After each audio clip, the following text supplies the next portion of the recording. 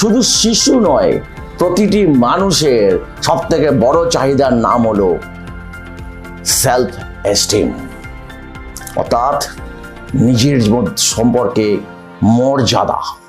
মর্যাদার বোধ। একটা শিশুর এই বোধ প্রচন্ড গুরুত্বপূর্ণ। এই জন্য ইউ আর অ্যান ইডিয়েট যখনই আমরা এটা উচ্চারণ করি তখন তার সেলফ এস্টিমে আঘাত করি। তুমি একটা গাধা, তোমার দ্বারা কিছু হবে না, তোমার থেকে দেখো তো রামু কত স্মার্ট।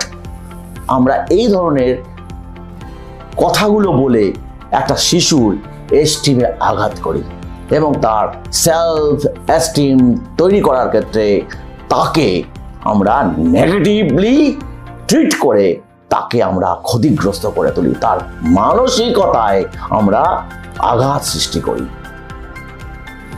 অর্থাৎ সেলফ এস্টিম বাড়ানোর জন্য পজিটিভ অ্যাপ্রোচ